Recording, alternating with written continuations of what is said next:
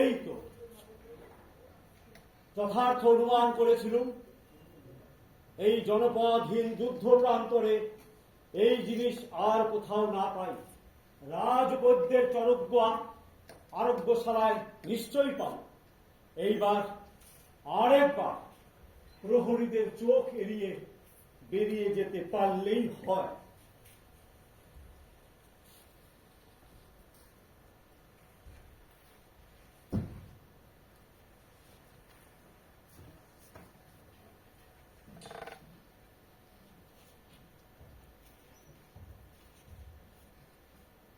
দাঁড়াও, কে তুমি? আমার নাম ভিগুদেব। আমি রাজা কনিষ্কের একজন প্রিয় বয়স্য, সর্বদাই তার কাছে কাছে থাকি। হ্যাঁ, চিনতে পেরেছি। মহারাজের যুদ্ধযাত্রার পর থেকেই তার সঙ্গে সঙ্গে চলেছ। এখন আমি যাই। যা চুরি করে নিয়ে যাচ্ছিলে সেটি রেখে দিয়ে যাও। আপনি কি বলছেন বৈদ্যাচার্য? আমি রাজার বয়স্য, ব্রাহ্মণ, আমি চুরি করেছি? তাহলে দেবে না? বেশ, শোন শোন।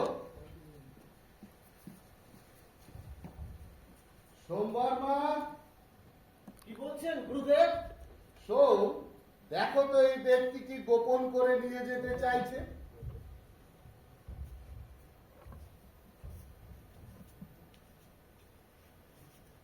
তুমি না ব্রাহ্মণ? ছি, ওটা কি শোন?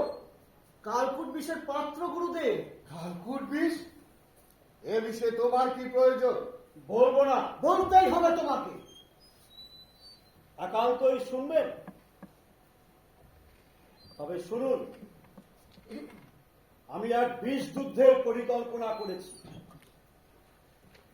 তীর আর তলোয়ারের যুদ্ধে মানুষ মরছে একজন, দুজন বা 100 জন, কিন্তু এতে মরবে একেবারে 1000, 2000, 10,000। বিষ দিয়ে তুমি মানুষ মারবে? নিশ্চয়। শত্রুপক্ষের পানীয় জলে গোপনে বিষ প্রয়োগ করবে। কেউ ভাবতেই পারবেন না তাদের পানীয়ে রয়েছে উগ্র কাল নাগিনীর কালকুট। এক ফোঁটা মুখে দিলে ব্যাস, একেবারে সমস্ত শেষ। কি বিভৎস চিন্তা! আর বাকি মানুষ যদি মরেই না গেল, তাদের ঘরে যদি হাহাকারি না উঠল, তবে যুদ্ধ কিসে? কেমন? আপনি আমার এমত সমর্থন করেন কিনা বৈদ্যাচার্য? না, এই পৈশাচিক মত আমি সমর্থন করি না। বাহ, মহারাজ কনিষ্কের অস্ত্রযুদ্ধকে সমর্থন করছেন, অথচ তার চেয়েও অনেক অল্প পরিশ্রমে অনেক বেশি মারাত্মক বিষ যুদ্ধকে সমর্থন করেন না কেন? আমি কোনো যুদ্ধকেই সমর্থন করি না। এসব ব্যক্তিগত কথায় আপনার কি প্রয়োজন? আমাদের যথেষ্ট কাজ রয়েছে। আপনি এখন যান। না না না, এ কৌতূহল আমি কিছুতেই চেপে রাখতে পারছি না। আপনি যদি সত্যি যুদ্ধকে সমর্থন না করেন, তাহলে রাজা কনিষ্কের প্রতি যুদ্ধে আরোগ্যশালার দায়িত্ব নিয়ে ঘুরে বেড়াচ্ছেন কেন? কারণ রাজার বৃত্তি ভোগ করি, তাই রাজা দেশে কর্তব্য করছি। এখানে ব্যক্তিগত মতের কোনো অবকাশ নেই। গুরুদেব, আমাদের সেই রসায়নটি এক্ষুনি দেখা দরকার। আপনি এখন আসুন। ভেবেছিলাম গোপনে আমার এই বিষ যুদ্ধের পরিকল্পনাটি প্রয়োগ করে মহারাজকে বিস্মিত করে দেব। তা আপনি যখন এমনি বিষ দেবেন না, তখন মহারাজকে বলে তার আদেশটি নিই। কখনো না, তাতে মহা সর্বনাশ হবে। মহারাজ কনিষ্ক যুদ্ধের উন্মাদনায় এখন উন্মাদ, হয়তো তোমার প্রস্তাবে সমর্থন করবেন। মানবতার এত বড় বিপর্যয় তুমি এনো না ব্রাহ্মণ।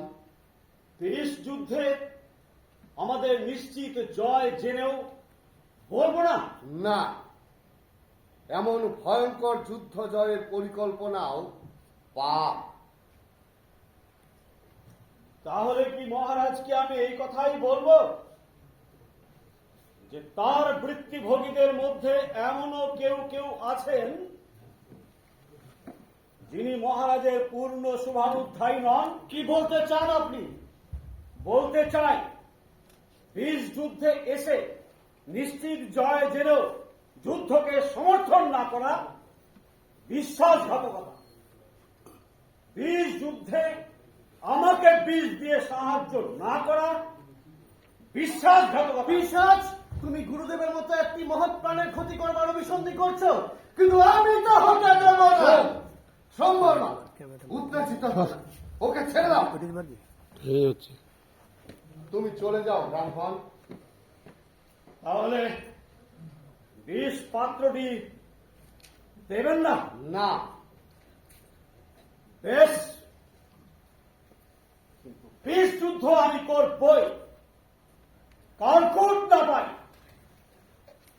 আমার এই জিহ্বার বিষই যথেষ্ট। ও কি বলে গেল শুনলেন গুরুদেব? জিহ্বার বিষ দিয়ে যুদ্ধ করবে? ও নিশ্চয়ই মহারাজকে বলবে যে আমি বিশ্বাসঘাতক। এই তো তাহলে কি হবে গুরুদেব? মহারাজ কনিষ্ক বহু চাটুকারের কুমন্ত্রণায় আজ হিতাহিত জ্ঞান শূন্য।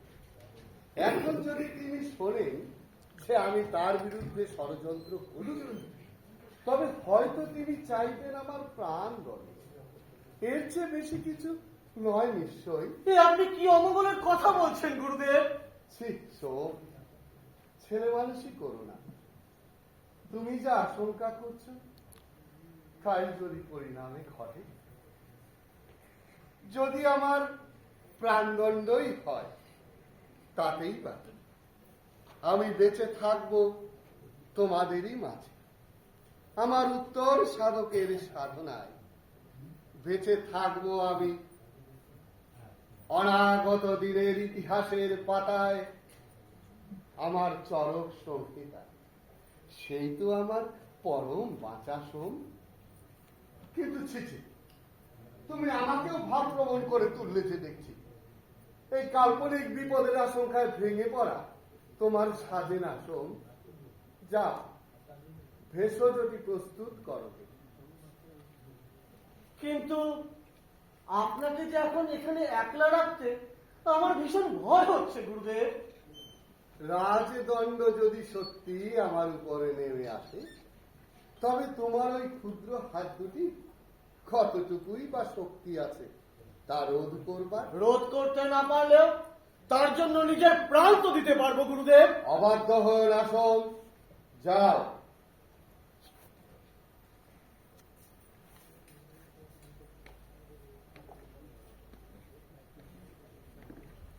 বৈদ্যাচার্য, বৈদ্যাচার্য,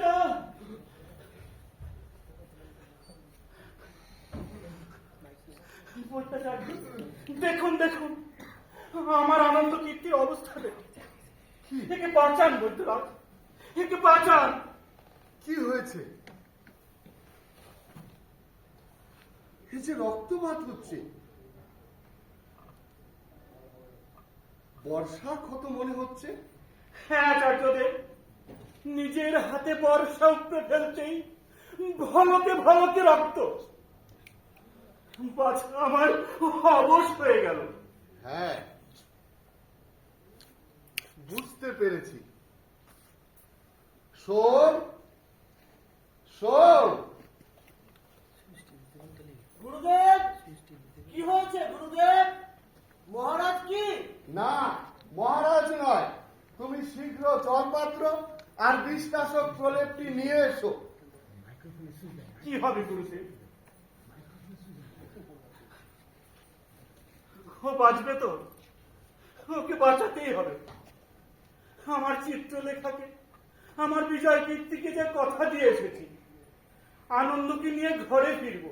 তুমি উদ্বিগ্ন হও না সৈনিক, আমি যথাসাধ্য চেষ্টা করছি। চিত্রলেখা, বিজয় কীর্তি, এরা কে সৈনিক? চিত্রলেখা আমার মেয়ে, একমাত্র মেয়ে, আর বিজয় এদের ছেলে। শোন, ক্ষতটা ভালো করে ধুয়ে ফেলে বিষনাশক প্রলেপটি একটু মাখিয়ে দাও।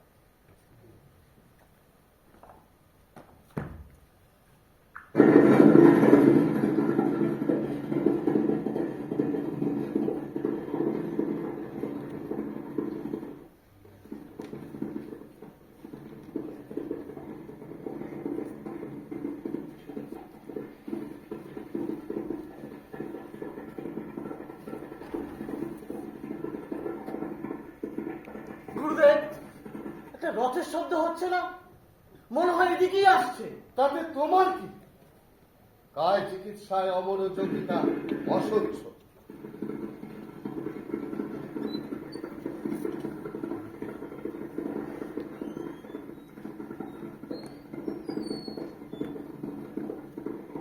বলবর্ধক রসায়নের একমাত্র এনে শীঘ্র একে খাইয়ে দাও।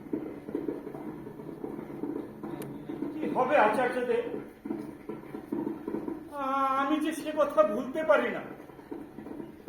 যুদ্ধের ডাক পড়তেই নিজের সাজ পোশাক পরে আনন্দের দরজায় ডাক দিলুম। আনন্দ তখন ঘুমোচ্ছিল। বেরিয়ে এলো চিত্রলেখা। যুদ্ধের কথায় মেয়ের চোখ ছলছল করে এলো। মেয়েকে সান্ত্বনা দিয়ে বললাম, তোর কোনো ভয় নেই মা, দুজনে বেরিয়ে আসছি। কোথা থেকে ওদের ছেলে কোলে ঝাঁপিয়ে পড়লো। তাকে কথা দিল, বাবাকে তোর ফিরিয়ে এনে দেব। ওরে আনন্দ, বিজয় ডাকছে, চোখ খোল বাবা, চোখ খোল। শোন, একটু তাড়াতাড়ি করো।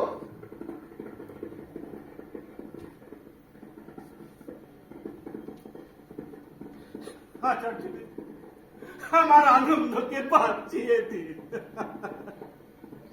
ওঠো সৈনিক, এমন ধৈর্য হারা হয়েও না।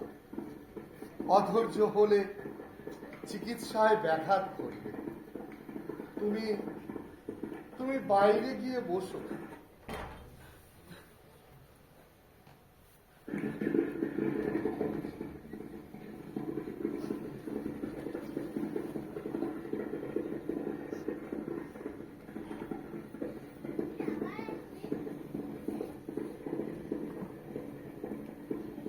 এমন শান্তির নীল ভাঙতে দেওয়া যাবে কিছুতেই।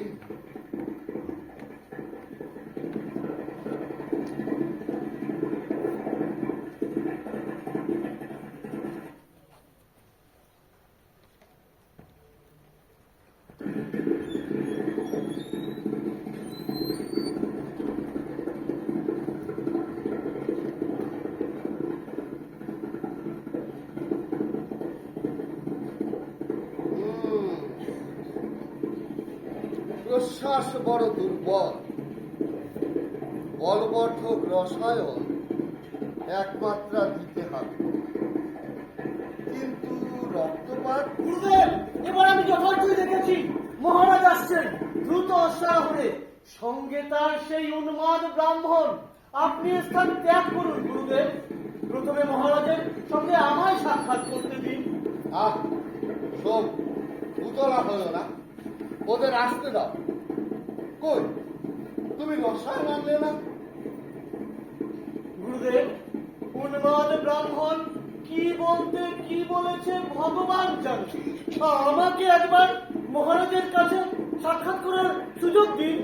দেখো শোন, অন্যায়ের কাছে অনুরোধ জানাতে গেলে অন্যায়কে প্রশ্রয় দেওয়া হয়। তাছাড়া বৈদ্য যখন রোগীর চিকিৎসা করে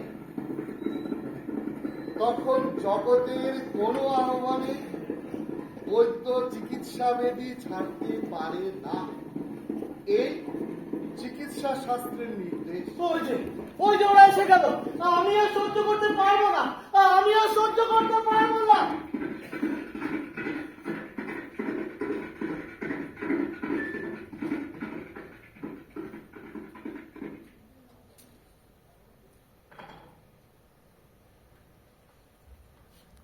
এই যে মহারাজ, বৈদ্যরাজ এখানেই রয়েছেন। বৈদ্যাচার্য, একটু অপেক্ষা করুন মহারাজ। শোন,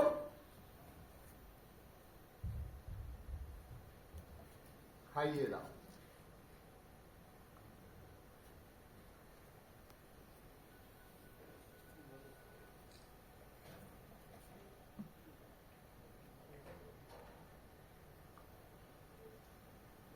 রক্তপাত হ্রাস করবার জন্য যে ভেষজ ব্যবস্থা আছে তা নিয়ে এসো। রক্তপাত বন্ধ না হলে ওর জ্ঞান কিছুতেই ফিরিয়ে আনা যাবে না।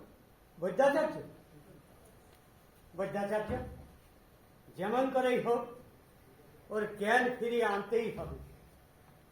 এর জন্য যত অর্থ, যত সম্পদ আপনি চান তা আমি দেব।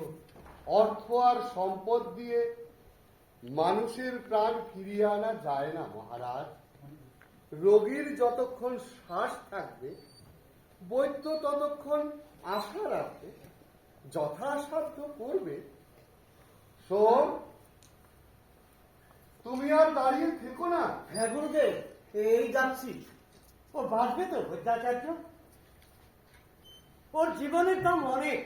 সে তো অতি সত্যি কথা মহারাজ, মানুষ মাত্রেরই জীবনের দাম অনেক। আজকে না মহারাজ, এর প্রাণের মূল্য এত বেশি মনে করছেন কারণ এর উপরেই আজ যুদ্ধের জয় পরাজয় নির্ভর করছে। হ্যাঁ, ও আমাদের শত্রুগ্রহের গুপ্ত পথ জানতে গিয়েছিল, পথ জেনে ফিরবার পথে আহত হয়েছে। কিন্তু গুপ্তপথ, তাতে আপনার কি প্রয়োজন মহারাজ? শৌর্য ছাড়া অন্য কোনো উপায়ে যুদ্ধ জয় করতে আপনি না ঘৃণা বোধ করেন? হ্যাঁ, এতদিন তাই করেছি বটে, কিন্তু এবারের শত্রু শক্তি আমায় বিস্মিত করেছে। এরা আমার অগ্রগতিকে রুদ্ধত করেছে, এমনকি পাল্টা আক্রমণ করবার জন্য দুর্ভেদ্য ব্যূহ রচনা করে। তাই বুঝি ছলে আর কৌশলে মহারাজ যুদ্ধ জয় করতে চাইছেন? বিপদে পড়লে মানুষকে কত কি করতে হয়। বৈদ্যাচার্য, ওর জ্ঞান ফিরিয়ে আনতেই হবে, তা যেমন করেই হোক। সেই গুপ্ত পথ আমাকে জানতে হবে, আর তা জানবার পর দেখব যে কনিষ্কের অপরাজেয় শক্তিকে কতক্ষণ তারা বাধা দিতে পারে। হ্যাঁ, যথার্থ তাদের বুঝিয়ে দিতে হবে যে তাদের প্রতিদ্বন্দ্বী কুষাণ সম্রাট কনিষ্ক। কিন্তু পথ না জানতে পারলে যে আমি নিরুপায়। সম্মুখ যুদ্ধে শত্রুকে পরাজিত করা দুঃসাধ্য, এমনকি তাতে নিজেদেরই পরাজয়ের সম্ভাবনা। না, এ হতে পারে না। বৈদ্যাচার্য, ওর জ্ঞান ফিরিয়ে আনুন, তা যেমন করেই হোক। অন্তত এতটুকু সময়ের জন্য ও জেগে উঠে বলুক কেমন করে সেই দুর্ভেদ্য গুহে প্রবেশ করা যায়। হ্যাঁ, ওকে শেষ অবধি বাঁচাতে না পারলেও কোনো ক্ষতি নেই। ও মরছে, নিশ্চিন্তে মরুক। শুধু ওকে দিয়ে জানিয়ে দিন পথটা কোন দিকে, শুধু এইটুকু। হ্যাঁ, শুধু এইটুকু। আর তারপর আমি একবার দেখতে চাই যে শত্রুপক্ষের একটা প্রাণীও কেমন করে যুদ্ধক্ষেত্র থেকে প্রাণ নিয়ে ফিরে যায়। কিন্তু মহারাজ, একটি ক্ষুদ্র প্রাণও ফিরিয়ে দেবার শক্তি আপনার আছে কি? সেজন্যই তো আপনাকে অনুরোধ করছি বৈদ্যাচার্য, ওকে বাঁচিয়ে তুলুন। বিলক্ষণ! যুদ্ধে যদি এমন 2-4-5 হাজার নাই মরল, তবে যুদ্ধ হলো কি? বিরক্ত কিসে? কিন্তু আমরা যুদ্ধই বা করব কেন? এ কি কথা বলছেন বৈদ্যরাজ? আপনি শাস্ত্রজ্ঞ, আপনার মুখে ও কথা মানায় না। যুদ্ধ না করলে রাজ্য বিস্তার হবে না, আর রাজ্য বিস্তার না করলে প্রজারা সুখে স্বাচ্ছন্দ্যে থাকবে কেমন করে? আমাদের রাজ্যের প্রজাদের সুখ স্বাচ্ছন্দ্যের জন্য অন্য রাজ্যের প্রজাদের সুখ স্বাচ্ছন্দ্য কেড়ে নেব কেন? রাজ্যের মধ্যে যদি কেউ কারো দ্রব্য অপহরণ করে, তাহলে রাজা দোষীকে শাস্তি দেয়। সেই রাজা অন্য রাজ্যের শান্তি শৃঙ্খলা অপহরণ করতে চাইলে তাকে কি দোষী, তাকে কি অপরাধী বলা চলে না মহারাজ? এ কি অদ্ভুত কথা শোনালেন বৈদ্যাচার্য? তবে কি আমি দোষী? তবে কি আমি অন্যায় করেছি? সর্বনাশ করেছে। বলুন, বলুন বৈদ্যাচার্য, আমি যা করেছি তা কি অন্যায়? রাজার রাজ্য বিস্তার কি পাপ? পাপ পুণ্যের বিচারক তো আমি নই মহারাজ, তবে এটুকু বলতে পারি, একবার আপনার মনের কাছে প্রশ্ন করে দেখুন তো উত্তর পান কিনা। আমার এতদিনের রাজ্য জয়, আমার এই বীরত্ব গৌরব, ওই তার সপক্ষে তো কোনো নৈতিক সমর্থন আমি পাচ্ছি না। এ কি অদ্ভুত ভাবনায় ফেললেন বৈদ্যরাজ? ভেবে দেখুন মহারাজ, আজ আপনি যাদের রাজ্য জয় করতে এসেছেন, তাদের প্রজা সাধারণ যদি একবার আপনার সামনে দাঁড়াবার সুযোগ পেত, তাহলে তারা নিশ্চয়ই আপনাকে প্রশ্ন করত যে তাদের ছোট ছোট সুখের নীড়গুলি ভেঙে দেবার কোনো অধিকার আপনার আছে কি? তখন আপনি তাদের কি উত্তর দিতেন মহারাজ? ঠিক, ঠিকই তো। কি উত্তর আমি তাদের দিতে পারতাম? তবে কি যুদ্ধ অন্যায়? তবে কি যুদ্ধ পরিহারী যথার্থ মঙ্গলকর? হ্যাঁ মহারাজ, যুদ্ধ বন্ধ হলে যথার্থ মঙ্গল হবে মহারাজ। শত শত প্রাণ নিয়ে আর ছিনিমিনি খেলা নয় মহারাজ। নিজের জীবন বিপন্ন করে যুদ্ধক্ষেত্রে আর ছোটাছুটি নয়। প্রতি মুহূর্তে বিশ্বাসঘাতকতা ও ষড়যন্ত্রের ভয়ে ত্রস্ত হয়ে থাকা আর নয়। তার বদলে সুখে শান্তিতে নিজের প্রজা পালন, তাদের সুখ শান্তি বৃদ্ধি আর পররাজ্যের সঙ্গে বন্ধুত্বপূর্ণ সহযোগিতা, আজ থেকে এই হোক আমাদের ব্রত মহারাজ। শোন, তোমার ভেষজ হলো কি? শীঘ্র মৃত সঞ্জীবনী তৈরি করো।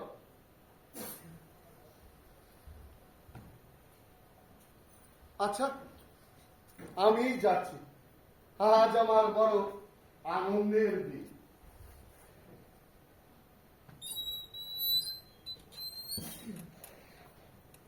তুমি আমার নির্বাক কেন ব্রাহ্মণ? কিছু বলো। আমি কি এতদিন আলেয়ার পিছনে ছুটে এলাম? অমন চুপ করে কেন? বলো, বলো ব্রাহ্মণ। আমায় বিদায় দিন মহারাজ। বিদায় চাইছো? ও, বুঝেছি বন্ধু। এতদিনের সঞ্চিত যত অন্যায় আজ একযোগে আমার বিরুদ্ধে প্রতিশোধ নিতে চায়। এতদিন যা চেয়েছি, যা ভেবেছি, তাদের সব ভুল, সব মিথ্যা। এ কথা না বুঝিয়ে সে ছাড়বে। কতদিন স্বপ্ন দেখেছি, সে এক বিরাট মন্দির, আর তার সামনে দাঁড়িয়ে আছি আমি। মনে হলো আমি যেন অনেক অনেক বড় হয়ে উঠেছি। মন্দির ছাড়িয়ে আমার মাথাটা সেই আকাশে গিয়ে ঠেকেছে, আর বিরাট সূর্য আমার মাথার পিছনে দেবজ্যোতির মণ্ডলের সৃষ্টি করেছে। আমি দেখেছি পৃথিবীর মানুষ আমায় দেখছে আর ভূমিষ্ঠ হয়ে প্রণাম করছে। আমি যেন শুনলাম তারা সবাই বলছে, ওই মহারাজ কনিষ্ক, ওই সম্রাট কনিষ্ক, ওই দেবতা কনিষ্ক। মনে হলো ইউচি বংশের প্রতিষ্ঠাতা দেবতার চেয়েও আমি যেন বড়, অনেক বড়।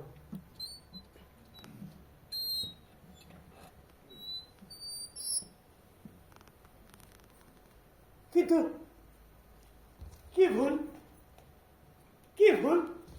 আজ স্বপ্ন ভঙ্গে দেখছি আমি কেউ নই, আমি কিছু নই, আমি একা। আর সবাই আমায় বলছে, ওই সেই কনিষ্ক যে রাজ্য জয়ের নামে বিভৎস দস্যুবৃত্তি করেছে, ওই সেই কনিষ্ক যে শান্তিনিকেতনে অশান্তির আগুন জ্বালিয়েছে, ওই সেই কনিষ্ক যে যুদ্ধের নামে অসংখ্য নিরীহ মানুষের প্রাণ বলি দিয়েছে। কিন্তু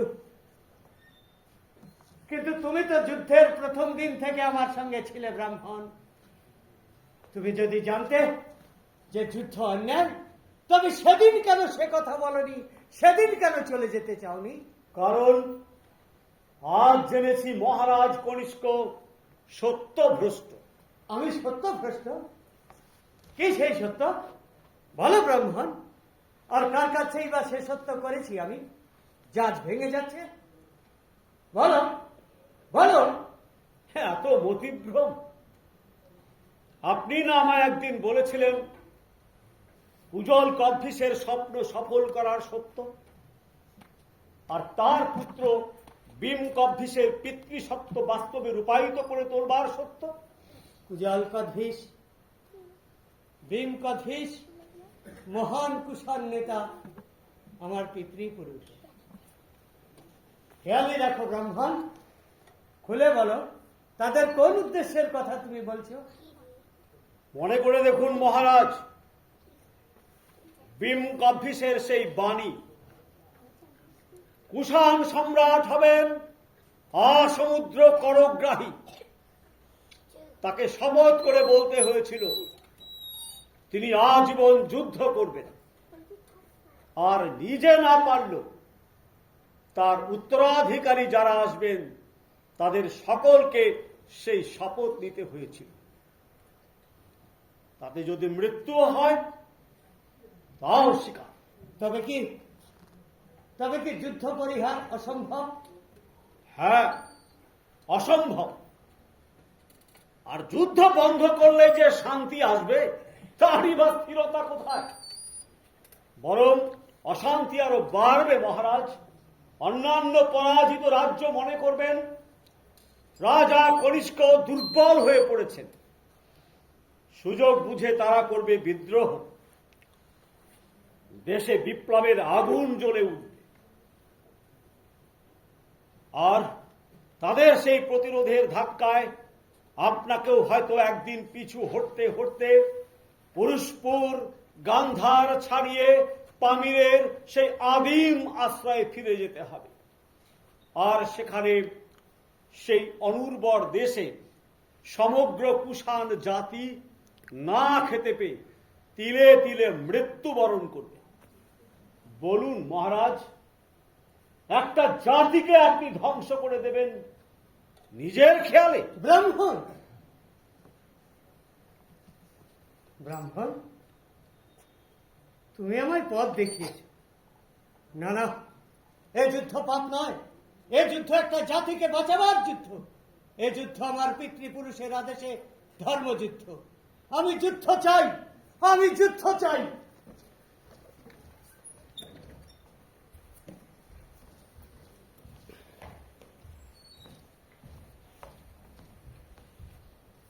এই যে বৈদ্যনাথ, ভেষজ আপনার প্রস্তুত? হ্যাঁ মহারাজ, আপনি যুদ্ধ বন্ধের নির্দেশ দিয়ে আসুন, ও ততক্ষণে সুস্থ হয়ে উঠবে আশা করি। না না, যুদ্ধ বন্ধ হবে না, যুদ্ধ আমাকে করতেই হবে। আপনি ভেষজ দিয়ে, আপনার সমস্ত বিদ্যা দিয়ে, যেমন করে হোক অন্তত এতটুকু সময়ের জন্য ওর জ্ঞান ফিরিয়ে আনুন, যাতে ও বলে যেতে পারে যে শত্রুবুহের গুপ্তপথ কোথায়। আর তারপর যদি ও মরেও যায় তাতে কোনো ক্ষতি নেই। আমার শুধুমাত্র সেই সংবাদটুকু প্রয়োজন, শুধুমাত্র সেই সংবাদটুকু। কিন্তু মহারাজ, আর কোনো কথা নয়। ওর জ্ঞানটুকু ফিরিয়ে আনবার জন্য পারিশ্রমিক আমি আপনাকে দেব, যত অর্থ চান আপনি।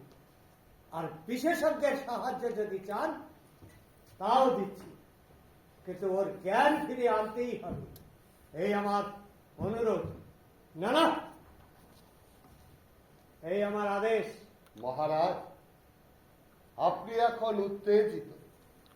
রোগীর ঘরে উত্তেজনা যে রোগীর পক্ষে ক্ষতিকর তা নিশ্চয়ই আপনাকে জানাতে হবে না।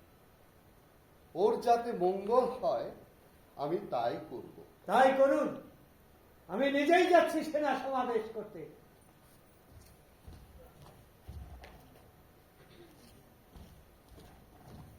ফিরে এসে যাতে ওর সংবাদ পাই তার ব্যবস্থা করুন।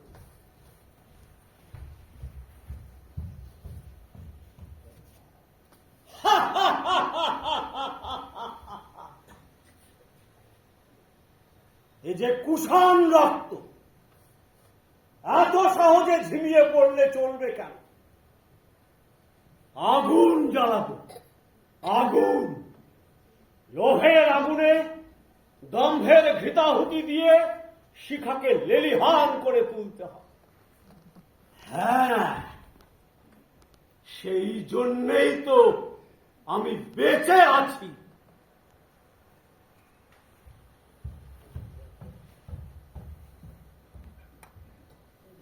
তবে কি হবে গুরুদেব? আমাদের অন্য কোনো পথ ভাবতে হবে। আচ্ছা গুরুদেব, মহারাজ যদি শত্রুবহের গুপ্ত পথের সন্ধান না পান, যদি এই সৈনিকের প্রাণ ফিরিয়ে আনা না হয়? স্তব্ধ হও সোমবর্মা, ও কথা ভাবাও আমার পক্ষে পাপ, মহাপাপ। আমি বৈদ্য, এক মুমূর্ষকে মৃত্যুর মুখে ঠেলে দেব? না না, এ অসম্ভব, অসম্ভব। সোমবর্মা, সঞ্জীবনী নিয়ে এসো।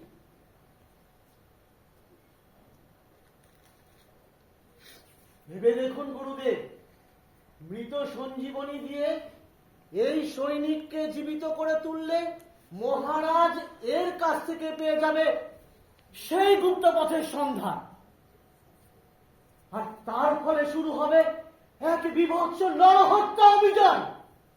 হ্যাঁ, তাই তো। এদিকে একটি প্রাণ, ওদিকে সহস্র প্রাণ। তাহলে কি? না না, এ অসম্ভব। সোমবর্মা, তুমি আমায় প্রলুব্ধ করো না।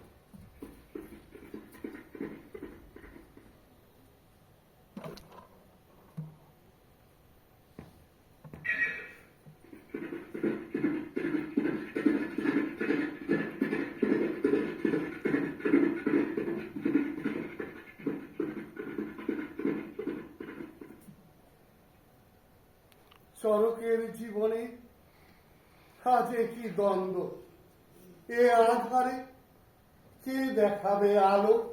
সম্রাটের জয় হোক। এ কি কবি অশ্ব ঘোষ, বিজ্ঞানাচার্য নাগার্জুন, আপনারা কি এলেন আমার দ্বন্দ্বের নিরসন করতে? শুনলাম আপনি গুরুতর রাজকার্যে ব্যস্ত। যদি আপনাকে সামান্য সাহায্য করতে পারি তাহলে নিজেকে ধন্য মনে করুন। কি আপনার দ্বন্দ্ব বৈদ্যাচার্য? বলছি,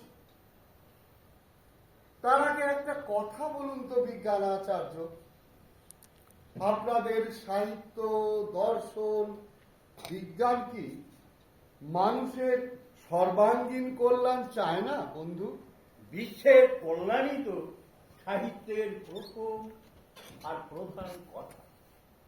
সত্য, শিব আর সুন্দরের সাধনাই তো সাহিত্যের সাধনা। একের কল্যাণে যদি বহুর কল্যাণ ব্যাহত হয় তাহলে? ব্যষ্টির চেয়ে সমষ্টির গুরুত্ব অনেক বেশি। ব্যক্তিগত স্বার্থ যেখানে সামগ্রিক স্বার্থকে ব্যাহত করে, সেখানে ব্যক্তি স্বার্থ বিসর্জনই শ্রেয়। তবে শুনুন, এই আহত সৈনিক সংজ্ঞাহীন। মহারাজের আদেশ, এর জ্ঞান ফিরিয়ে আনতেই হবে। আর প্রয়োজন হলে আপনারা আমাকে সাহায্য করবেন। এই মহারাজের অভিরুচি। এ তো উত্তম কথা।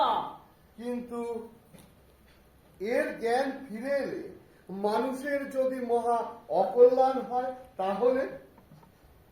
এ কি কথা বলছেন বৈদ্যাচার্য? আমার আনন্দ নিষ্পাপ, একে দিয়ে কারো অকল্যাণ হবে না।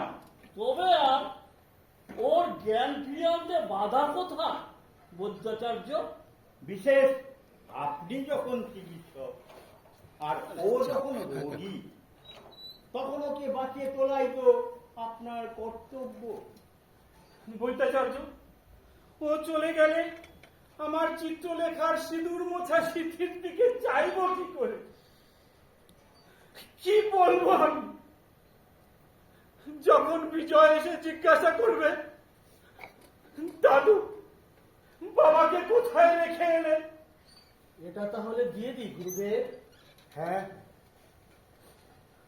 হ্যাঁ হ্যাঁ, ঠিক কথা। রাজার আদেশ, পৈদ্যের কর্তব্য, বাপের কান্না। না না, আর সন্দেহ নেই, ওকে বাঁচাতেই হবে।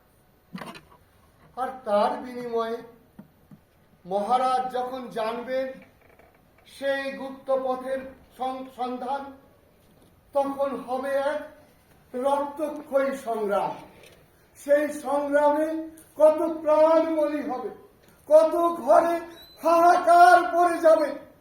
এ অবস্থায় সৈনিকের জ্ঞান ফিরিয়ে আনা কি পাপ নয়? সে কি কথা, পাপ? নিশ্চয়ই। আমরা সৈনিককে বাঁচিয়ে তুলি, আর মহারাজ এসে জেনে যান সেই গুপ্ত পথ কোন দিকে। আর তার ফলে যে নরমেধ যজ্ঞ শুরু হবে, তা থেকে একটি প্রাণীও প্রাণ নিয়ে ফিরে যেতে পারবে তা যুদ্ধ করতে হলে মরতে তো হবে না। যুদ্ধ তো তারা চায়নি, যুদ্ধ সৃষ্টি করেছেন রাজা। একবার ভাবুন তো বিজ্ঞানাচার্য, ওই যে সীমান্তের ওধারে যারা দাঁড়িয়ে, ওদের ভেতর আমাদের মতন কত বিজ্ঞানী, কত দার্শনিক, কত শিল্পী, কত সাধারণ মানুষ মানুষের কল্যাণ কামনায় নিযুক্ত। ওরা আপনার আমার কি শত্রুতা করেছে বলুন তো? সত্য কথাই তো বিজ্ঞানাচার্য, ওরা তো কোনো শত্রুতাই করেনি আমাদের সঙ্গে। আমরাই তো লোভের বশবর্তী হয়ে তাদের শান্তি বিনষ্ট করতে চলেছি। তারই ফলে পরাজিত দেশের শিল্প, সাহিত্য, সংস্কৃতি সব কিছু আর ধ্বংস হতে চলেছে। আর আপনার বিজ্ঞান আজ আপন মদত থেকে বিচ্যুত হয়ে রাজশক্তির কাছে কৃতদাসের মতো আত্মবিক্রয় করতে চলেছে। হ্যাঁ, আমিও সে কথা বহুদিন ভেবেছি সাহিত্যাচার্য। তবে কি এই যুদ্ধ বন্ধ হয় শুনেছি? দেশের জনগণ কি সত্যি এ যুদ্ধ চায় না? না না, আমরা এই যুদ্ধ চাই না। শত্রুপক্ষ বলে যার ঘাড়ে তলোয়ার বসাবো সে তো আমাদের কোনো ক্ষতি করেনি। সে আমাদের মতো গ্রামের মানুষ, আমাদের মতো ছেলে মেয়ের বাপ। তাহলে আমাদের কি কর্তব্য? কি করলে এ যুদ্ধ বন্ধ হয়? আমার মতে ওই সৈনিকের জ্ঞান ফিরিয়ে না আনাই কমিটি। বলো সৈনিক, তোমার কি মত? আমার যেন সব গোলমাল হয়ে যাচ্ছে। আমাকে একটু ভাবতে দিন, একটু ভাবতে দিন। হ্যাঁ, ভেবে দেখ। ওই সৈনিক জ্ঞান ফিরে পেলে রাজাকে বলতে বাধ্য হবে সেই গুপ্তপথের সন্ধান। তারপর শুরু হবে এক রক্তক্ষয়ী সংগ্রাম। তাদের বিপক্ষে কেউ প্রাণ নিয়ে ফিরে যাবে না। তাদের ঘরে ঘরে হাহাকার পড়ে যাবে। আর বৈধব্যের দীর্ঘশ্বাস আর অনাথ শিশুর কান্নায় অমঙ্গল নেমে আসবে তোমারও ঘরে। চুপ করুন, দয়া করে চুপ করুন। আমি আর শুনতে পারি না।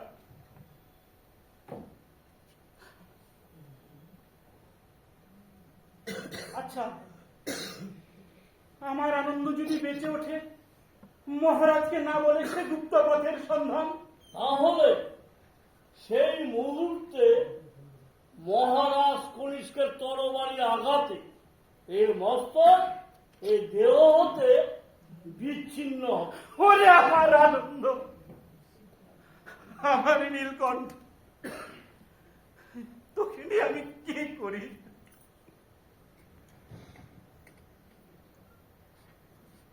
বৈদ্যাচার্য, বৈদ্যাচার্য, দেখুন দেখুন, আমার আনন্দ প্রাণ ফিরে পাচ্ছে।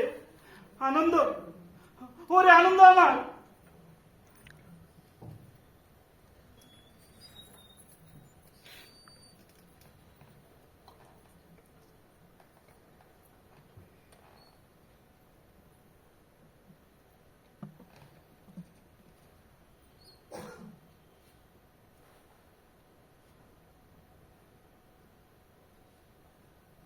কি আশ্চর্য! এ যে প্রাণ সঞ্চারের লক্ষণ।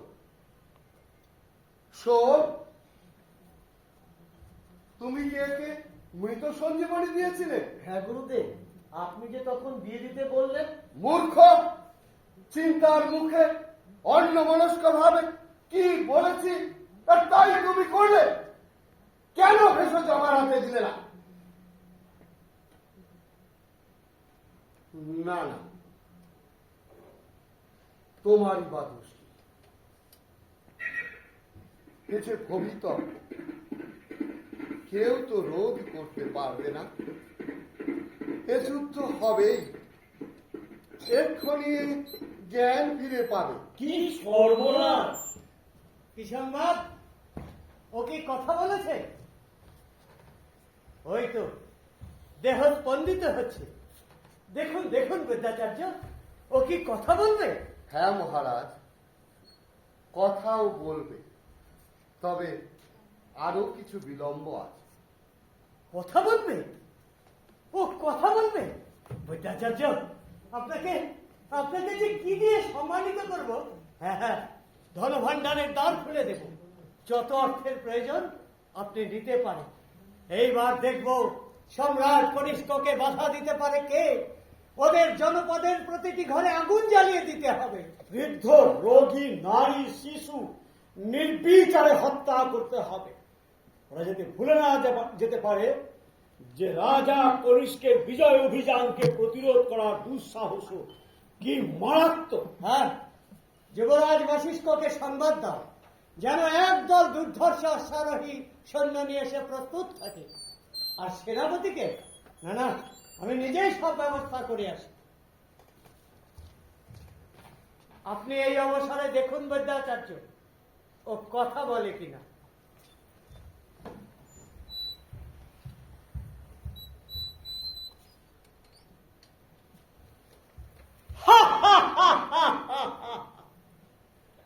আমিও বিষ যুদ্ধ করব।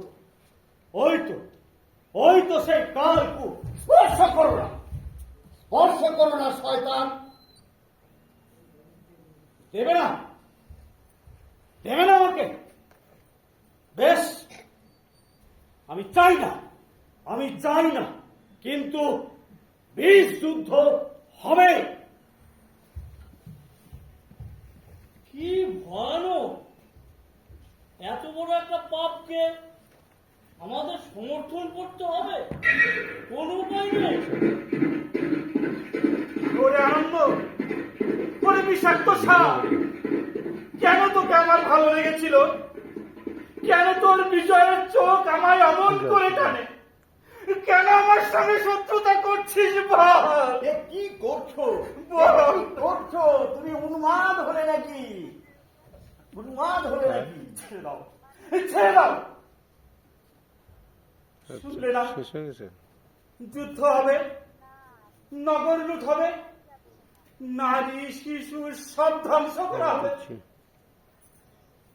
না, এ পাপ সইবে না।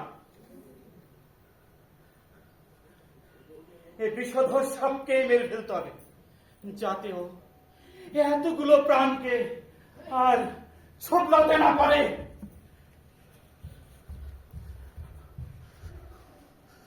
কি করলে সৈনিক? এ যে কালকূট, উগ্র কালকূট। যাক সব শেষ হয়ে যাক।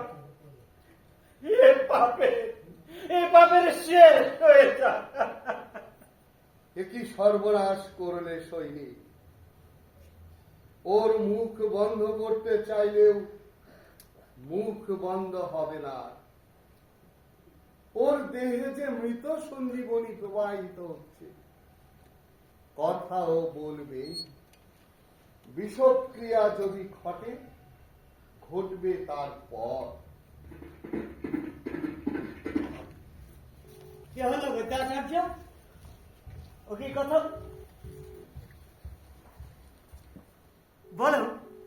বলো সৈনিক, শত্রুগুহে প্রবেশ করবার গুপ্তপথ কোথায়? বলো, আমি মহারাজ বলছি। তুমি কথা বলো।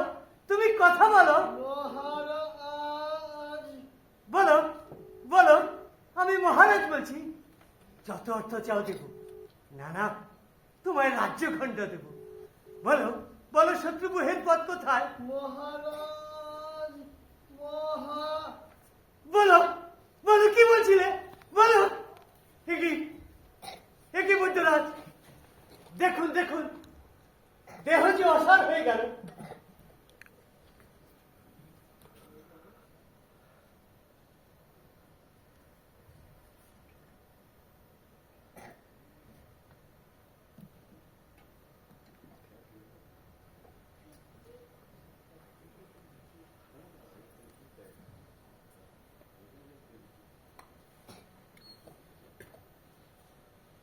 ও আর কথা বলবে না মহারাজ, ও মারা গেছে। আমার নীলকণ্ঠ, সারা দে বাবা, সারা দে। কথা বলবে না? তবে কি পথ জানা হলো না? যুদ্ধ জয় হবে না? এখান থেকে আমায় ফিরে যেতে হবে? কখনো না, যুদ্ধ আপনাকে করতেই হবে। ওই দেখুন পানির গ্রন্থির নিচে তুষার ধরে শত শত কুষাণের বিদেহী আত্মা আজ আপনার চারিদিকে ভিড় করে দাঁড়িয়েছে। ওই শুনুন, তারা বলছে যুদ্ধ বন্ধ করো না, ফিরে যেও না সেই পানির গ্রন্থির নিচে। ওই শুনুন, হিমালয়ের পারে কুজল কদ্ভিসের আত্মা কাঁপছে। কুজল তদ্ভিষ, আমার পিতৃপুরুষের শপথ। হ্যাঁ হ্যাঁ, আমায় এগিয়ে যেতেই হবে, যেমন করে হোক আমি যাব। সেনাপতি কুমার বশিষ্ঠ, সৈন্য সাজাও, সৈন্য সাজাও।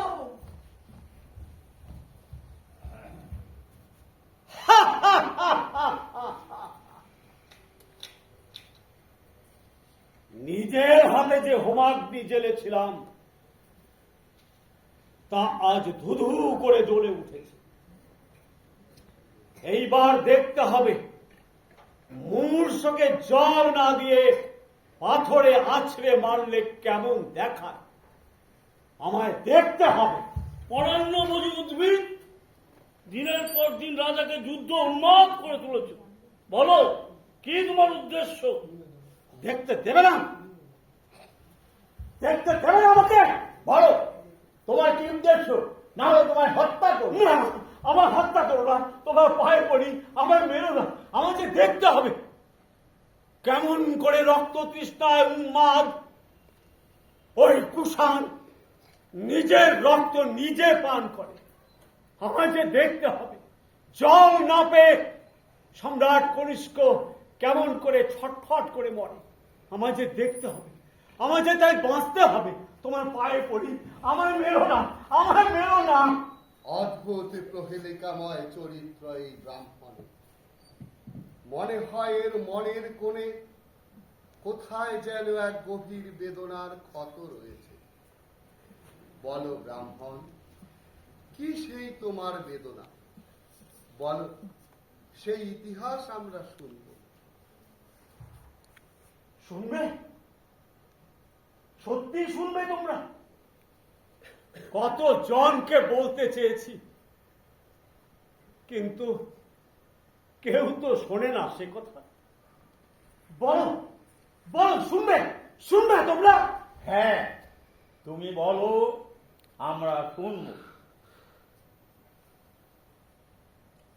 বিতস্তার শান্ত তীরে ছিল এক বেদজ্ঞ ব্রাহ্মণ। ছিল তার সুখে ভরা আশ্রম, ছিল গৃহলক্ষ্মী নারায়ণী, আর ঘর আলো করা তার ভরত আর ভাষ্য। একবার সে তীর্থ দর্শনে গিয়েছিল, ফিরে এসে দেখল বেদস্তার জল রক্তে রাঙা হয়ে উঠেছে। তীরে তীরে গ্রামের কোনো চিহ্ন নেই। কে যেন চুষে সব সমান করে দিয়ে গেছে। তারপর তারপর তারপর তারপর উন্মাদের মতো বিতস্তার তীরে তীরে খুঁজে ফিরেছি আমার নারায়ণীকে। চিৎকার করে ডেকেছি আমার ভরত আর ভাস্বতীকে, কিন্তু কেউ সে ডাকে সাড়া দেয়। পাহাড়িয়া যে কজন প্রাণ নিয়ে বেঁচেছিল তারা বলল, দিগ্বিজয়ী কনিষ্কের বিজয় অভিযান বাধা পেয়েছিল সেইখানে, তাই সে সব শেষ করে দিয়ে গেছে। আমার নারায়ণীর বুক থেকে আমার ভরত আর ভাস্বতীকে ছিনিয়ে এনে তাদের পাথরে আছড়ে মেরেছে। মৃত্যুর সময় তারা জল জল বলে চিৎকার করেছিল, কিন্তু কেউ তাদের জল দেয়নি। কি ভীষণ, কি বিভৎস! বিভৎস? বিভৎস? কই না তো? সেদিন তো চোখ দিয়ে এতটুকু জল পড়েনি। চোখের জল যে সব শুকিয়ে দানা বেঁধে গিয়েছিল। তারপর তারপর কি করলে?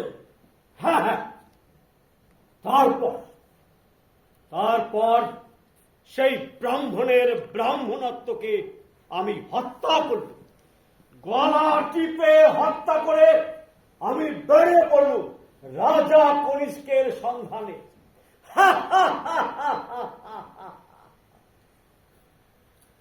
আজ আমি তার বয়স্ক হয়েছি। দিনের পর দিন ধরে তার বুকে দারুণ হিংসার দাবানল জেলে তুলেছি। সে আগুনে সব পুড়ে ছারখার হয়ে যাবে। দেশব্যাপী লুণ্ঠন, গৃহদাহ আর হত্যা শুরু হবে। আর হত্যার পর হত্যা করে ওই কুষাণ হত্যার নেশায় শেষে পাগল হয়ে উঠবে। কিন্তু তাতে তোমার কি লাভ?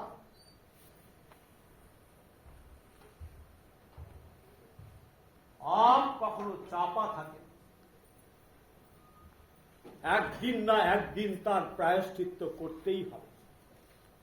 সেদিন নিজের পাপের বিভীষিকা দেখে ওই কুষাণ ভয়ে চিৎকার করে উঠবে। ভয় আর পিপাসায় তার কণ্ঠ কাঠ হয়ে যাবে। সে চিৎকার করবে, জল জল। হ্যাঁ, ঠিক সেই সময় আমি তার মাথায় পাথর মারব। দেখব জল না পেয়ে মৃত্যুপথ যাত্রী ওই কুষাণের মুখ কত বিকৃত, কত সুন্দর আর কত বিভৎস হয়ে ওঠে। ও যুদ্ধের বিভৎসতা মানুষকে কত বড় পশু করে তুলেছে। কিন্তু তুমি যে ভুল করছো ব্রাহ্মণ। আগুনে ফিতাহুতি দিলে সে আগুন তো কখনো নেবে না। তাকে নেভাতে গেলে যে শান্তি বাড়ি প্রয়োজন। হিংসা দিয়ে কি হিংসার শোধ নেওয়া চলে বন্ধু? হত্যার দ্বারা কি তোমার প্রাণের জ্বালা সত্যি মিটেছে? প্রাণের জ্বালা? প্রাণের জ্বালা কই না তো, এতটুকু না। ও জ্বলে যায়, জ্বলে যায়। গুরুদেব, সর্বনাশ হয়েছে। আমাদের সেবা দলের নেতা রবি বর্মা সংবাদ পাঠিয়েছেন যে সম্রাট রণক্ষেত্র ত্যাগ করে সসৈন্যের নগর লুণ্ঠনে বেরিয়েছে। কি সর্বনাশ! কি বললে? মায়ের বুক থেকে শিশুকে ছিনিয়ে আনছে। আমার নারায়ণীর বুক থেকে আমার ভরত, আমার ভাস্বতীকে কে আনছে? না, সাবধান কনিষ্ক, সাবধান ঘাতক। আমি আর হত্যা করতে দেব না, আমি আর হত্যা করতে দেব না। ওকে ধরো ধরো, ও যে মরতে চললো। ওকে ধরে রেখে কোনো লাভ নেই। ওই বেদনা হতভাগ্যের প্রতি শুধু সহানুভূতি জানাই। এই নিষ্পাপ প্রাণের বিনিময়েও তো যুদ্ধ বন্ধ হলো না বন্ধু। হবে বন্ধু, হবে। আপনাদের তো অজানা নয় বন্ধু।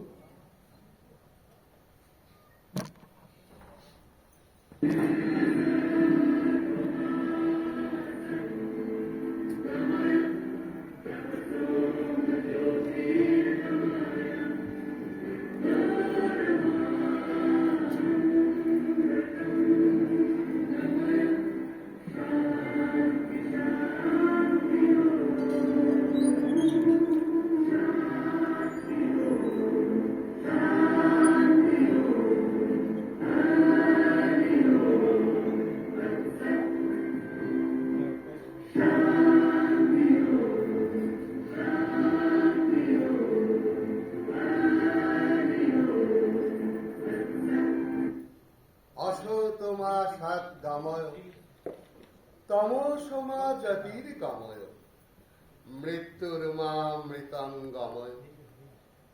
গময় কথার অর্থ তো পথ এড়িয়ে যাওয়া নয়, পথ পেরিয়ে যাওয়া। অসত্যের পথে পেরিয়ে সত্য আবির্ভূত হবে। আধার থেকে হবে আলোর উদয়। মৃত্যু থেকে বিকশিত হবে অমৃত। কবে হবে? কবে হবে এ যুদ্ধের অবসান? বহুকালের প্রচলিত রীতি কি একদিনে মুছে ফেলা যায় বন্ধু? এখনো যে আরো অনেক বলির প্রয়োজন। আজ শুধু এই নিষ্পাপ যুবকের মৃত আত্মার নামে আসুন সকলে মিলে শপথ নিই। এসো তুমি সৈনিক, আসুন বিজ্ঞানী দার্শনিক, আর এসো তুমি বন্ধু কবি শিল্পী সাহিত্যিক। এসো আজ এই বলে শপথ নিই যে যুদ্ধের চেয়ে শান্তি শ্রেয়, মৃত্যুর চেয়ে জীবন কাম্য। আর সকলে সেই মতের সৃষ্টি করি যাতে মানুষের মন থেকে যুদ্ধ প্রবৃত্তি দূর করা যায়।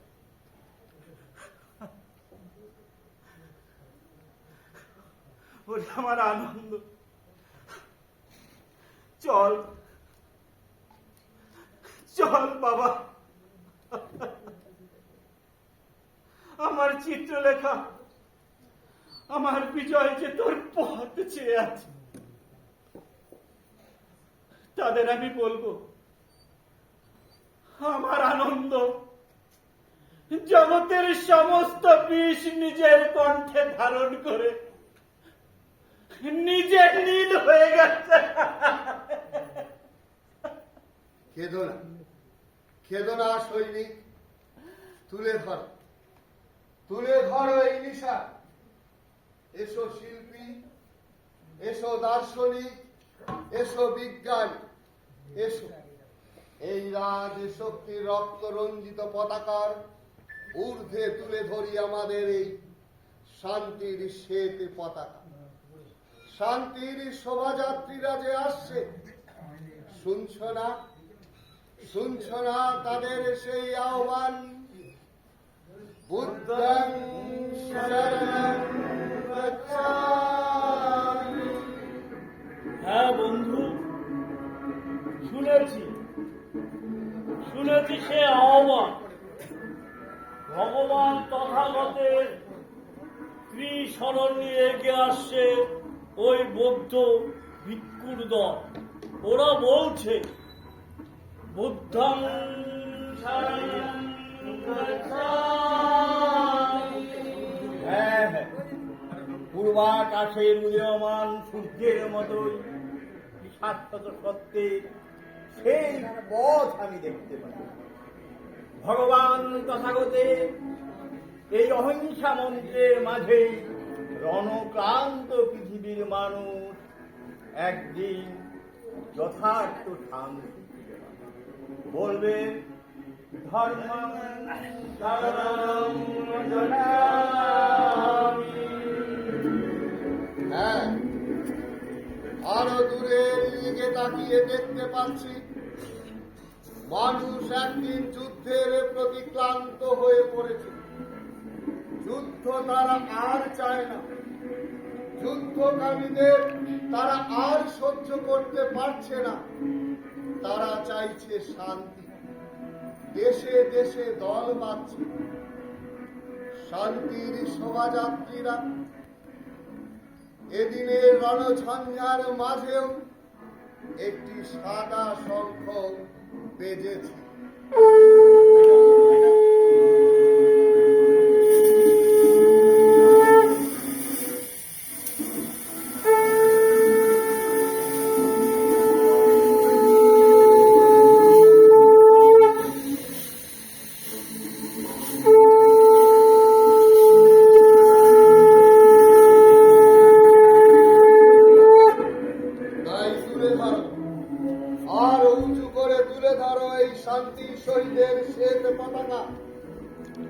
আর আগামী দিনের মানুষের সাথে শপথ নাও, সংঘং শরণং গচ্ছামি।